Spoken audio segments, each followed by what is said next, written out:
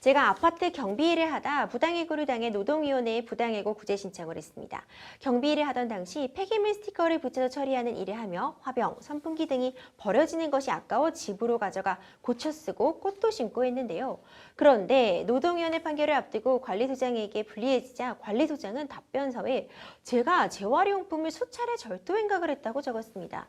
나이 먹어 경비 일을 하는 것도 서러운데 도둑으로 몰아가고 다른 경비원들에게 자술서를 받아 답변서에 첨부까지 하고 있는데요. 명예훼손죄를 물을 수는 없을까요? 이런 사연이 접수가 되었어요. 좀 안타까운 상황인데 지금 상담자님께서는 부당해고를 당했다고 주장하고 계세요. 이 부당해고라는 것에 어떤 기준점이 있을까요, 변호사님? 네.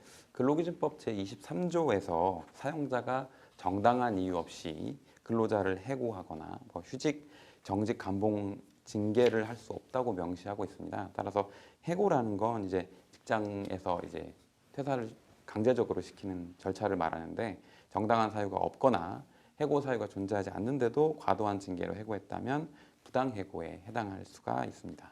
네, 그렇습니다. 그렇다면 부당해고에 대해서 구제 절차가 어떻게 되어 있는지 좀 알아두면 좋을 것 같아요. 네, 부당해고에 대한 구제 절차는 일단 지방노동위원회에서 첫 번째 초심 절차를 진행하고요.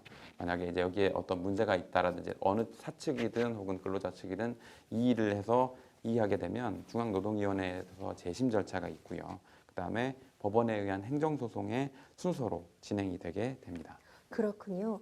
그런데 이 부분이 너무 마음이 아프실 것 같아요. 네. 이 관리소장이 구제 절차를 진행하는 와중에 우리 상담자님이 재활용품을 훔쳐갔다고 이제 몰아가고 계신다고 네. 하는데 좀 안타까운 포인트가 있을 것 같아요. 네. 이 부분 법적으로 문제가 될 소지가 있을까요? 재활용품 가져가셔서 이제 꽃도 심고 하셨다고 말씀해주고 계신데요. 네.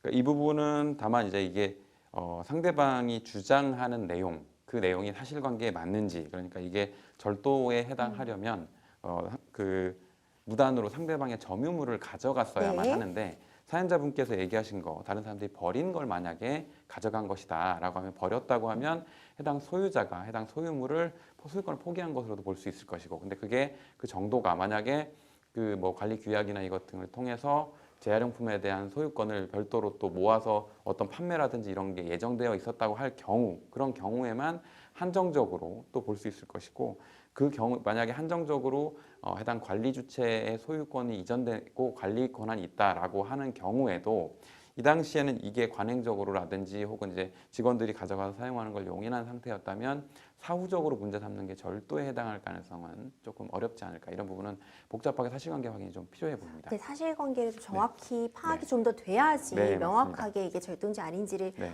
판단해 주실 수 있을 것 같아요. 네. 이제 좀 안타까운 부분이 예전엔 동료셨겠지만 아무래도 이런 소송이 발생하다 보니 네. 여전히 일을 하고 계신 이제 경비원 분들이 네. 이제 일종의 진술서 같은 걸 써주시고 있는 상황이신 것 같거든요. 이런 부분 어떻게 좀 대응을 할 수 있을까요? 네.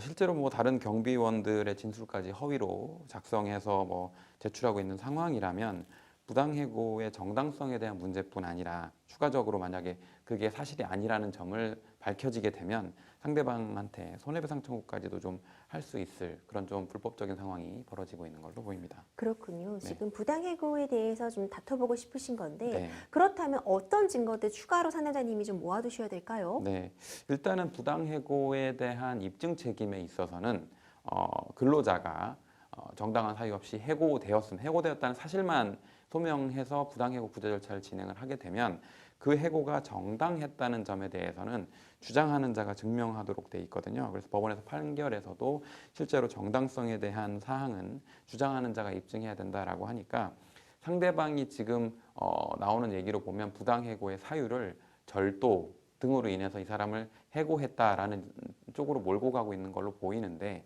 이 경우도 부당해고는 어떤 불법적인 행위가 있고 그것 때문에 징계가 열렸고 징계에 따라 해고를 했다는 게 증명이 돼야 되는데, 이건 거꾸로 해고를 한 후에 실은 이랬다는 거를 자료를 모으고 있는 거에 불과해 보이거든요. 그래서 다만 그 상대방이 주장하는 사유들에 대한 시점 부분이라든지 사실관계가 아니라는 점에 대한 반박을 준비하시면 될 것 같습니다. 그렇군요. 변호사님, 관리소장을 상대로 명예훼손 청구하시는 건 어떻게 보세요? 네, 근데 다만 여기서는 명예훼손이 인정되려면 공연성이 인정돼야 되는데요. 관리소장이 부당해고 구제 절차에서 이쪽에서 주장한 사항에 대한 반박용으로만 제출을 했다라고 하면 공연성은 인정되기가 조금 어려워 보이지만 다만 여기에서 그치지 않고 해고가 정당했다면서 제3자한테까지 이 허위 사실을 알리기까지 했다면 거기에 대해서는 명예훼손죄가 성립할 가능성이 있어 보입니다.